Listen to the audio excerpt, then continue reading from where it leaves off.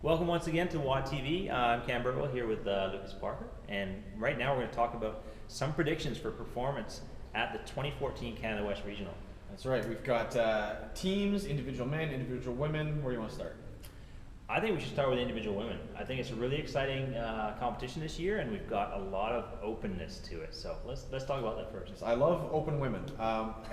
There's a very unique situation in Canada West. Correct me if I'm wrong, I think we might be the only region this year that is guaranteed to send 2 rookie females to the games. That's pretty unheard of. Unfortunately, Heather Gillespie's out with a back injury. Erin Light is fortunately out with a baby in her stomach. Right. And there are some other past games competitors that aren't in the field this year, so it's wide open.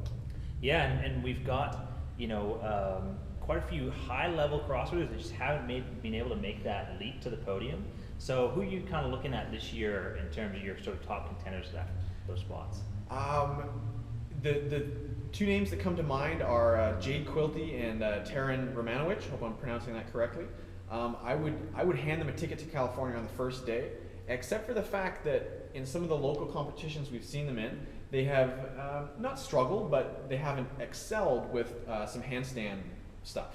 And we've got both a handstand walk and a strict handstand push-up this year. That's right. But I know they're both very hungry, dedicated athletes, so I can guarantee you they've been working their butts off on those movements, and they're going to be probably pretty strong at them. Right, and I know you've actually had an eye on Emily Beers for the last 4 years. She's been around for a while, great competitor, and what's your take on her? She's just an absolute monster. She's been to the games as I think a team athlete and also as an employee. She's worked with the CrossFit media team, and I've seen her since the 2010 regional. She's basically been I'd say a shoo-in for the games every year, but something always comes in and takes her down, unfortunately. So she ruptured her Achilles one year. I think she hurt her back on the deadlifts last year, and if everything goes her way this year, I think she is going to be on the podium. Yeah, definitely a powerful competitor, a lot of skills, a lot of strength, and hopefully she can put it together this year. I actually have another dark horse in the mix, and that's Jolene Undershoot. And a lot of people say, well, she's a master's level competitor, but she is incredibly talented. She's got the great gymnastic skills, really strong, and just has energy to burn. So I don't think she's going to give those placings up to those younger girls that easy. That's right. And all the girls are so nice and fun and encouraging to hang out with, so it's going to be an awesome time to just hang out with them, but as well as watch them compete. So what do we think about the guys this year? Well, the guys is kind of a unique situation. I mean, we're talking about potentially, I guess, 5 individual competitors who've been to the CrossFit Games before. There's only 2 spots in Canada West, so it's really going to be a dogfight to see who gets on the podium. I think so. And the 2 veterans that people might not think of right away are Mike Fitzgerald and DJ Wickham, but they've been consistently proving themselves as top competitors over the last few years. They're always throwing in easy high finishes, top 10 finishes in events as well as overall. There's myself, there's Tyson Takasaki, and Jeremy Meredith. And we've all been to the games sort of in this new age of the CrossFit Games, and we're all super hungry to get back. So it's funny because on the women's side, we're guaranteed to send 2 rookies, and on the men's side, we're guaranteed to break the hearts of at least 3 veterans. So it's a funny situation we've got in our region. We've got some new blood in the region as well. Who's coming back this year? We've got a guy named John Gillis who's coming back, and he's been out of competition for a little while. He's been sort of holding up in a little cave somewhere. He's been growing a beard. Growing a beard, yeah. So he's got extra power that way. So he's coming back into competition. He's a really, really fierce competitor, and he's exciting to watch. He's one of those guys that has all the skills, and it's going to be really interesting to see him in that venue with those top competitors again. So I'm really excited about that. And we've also got some new guys kind of coming in the mix from other areas as well, right? I think so. We've got Mitch Barnard, who's a fellow Jacked RX sponsored athlete. He was, I'm not sure his whole life story, but I think he was from Canada East originally, and then he was living in the Central East for a bit, so he competed against the All-Stars last year, and now he's come to Canada West. So he's been all around the world, so to speak, all around the CrossFit world. And he'll be in the mix this year. I know he's got some pretty insane strength numbers. He's also got a crazy engine. He's one of those guys that'll finish a workout, like the hundreds workout, and he won't even be breathing hard. Right. So Yeah. he's going to be impressive. There's also a new guy who I haven't met yet. I think is he from Australia or New Zealand? Rugby guy? Australia by way of, I think, Ontario. I think he went Ontario, Australia, and then now I think he's in the interior somewhere. Brent Fikowski. Brent Fikowski. And he's actually one of the guys who really impressed me in the Open. I mean, a lot of guys will say, well, it's just all about the the engine in the Open, but this guy has all the skills. He's a little bit of a taller competitor, which could hold him back on some of the gymnastics, but I kind of like him to a Mike Fitzgerald, but with better shoulders. And I think that could be a really dangerous combination.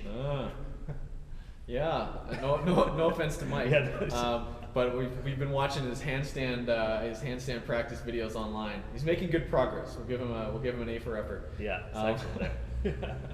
And don't forget Steve Howell, who's back. Of course, Stevie. He took a year off to just recharge, get his training in line. I know he's been putting in hard work now. He's basically had a 2-year off season instead of a 1-year off season. Right. So he has a lot of time to ramp up his training in a smart, progressive way. And he's always one of those guys that is good for a top 1 or 2 or 3 finish on anything involving high effort. Oh, for sure. He's got one of the biggest hearts I've seen in the Canada West Regional. I'm sure if you x-rayed the guy, you'd find his heart was 2 sizes as big as a normal person's and made of solid gold. He's a super nice guy. Secretariat. Works his ass off, and I'm excited to see him back in competition. Hopefully in the lane right next to me. Yeah, it's going to be really exciting, and like you say, there's all these top level competitors. It's going to be really exciting regionals. So that leaves the teams, I guess. The teams. Yeah, the teams. Who were the champions from last year? Centaurs. The Centaurs? Yeah. And then who went along with them? Second was Hybrid Athletics? No, so Centaurs are hybrid athletics. athletics. Pardon me. Yeah, And we had team is it Tyrannus? I believe they call themselves the Tyrannies. Tyrannies, okay, the Tyrannies. Team Tyrannus, our buddies from Esquimalt here in Victoria, they were second place, and they just narrowly beat out CrossFit Calgary, featuring the legend Brett Marshall, which he should have got a bank to free trip to the games just being a legend. But anyway, so it was really tight last year. What do you think it's going to be like this year? I think it's going to be tight again. I'm not going to count out Tyrannus ever because they have Angie Hay on their team, who is going to help their team get on the podium. And I think she's also planning to take breaks throughout the day to go do the individual workouts. Oh yeah. So she's my second dark horse prediction for the women's individual side. Right. Okay. Yeah. You never know with Angie, and she'll probably do it all with a smile on her face and a little aerobic dance warm up, which she always likes to do. So sorry. Go ahead. Yeah. No, I was going to say, but the Centaurs, most of the men and I'm sure many of the women on their team were top of the leaderboard in the Open. Right. And they decided to forego the individual spots and give them up because they basically know that they're going to be a top contender for the games. And they can say, hey, well, if we can get many of our members to the games, win the Canada West Regional, have a chance at international glory on the world stage, like they're seizing that opportunity, and I'm not going to count them out. So it's really down to one spot. Who's going to come second place? Yeah, I agree, and really it was a gutsy performance by Team Tyrannus last year on, I think, the final workout, rope climbs, squat cleans, that really kind of carried them forward into that second position. And interesting note, their average height has increased this year, especially on the men's side, by the adding of a guy named Matt Hilton, so he's coming back into the fold after a few years. So Silverback! Yeah, Silverback, yeah, so it should be an exciting competition regardless. I'm really looking forward to it. As am I. All right. Good. Will people think that's funny? I don't know.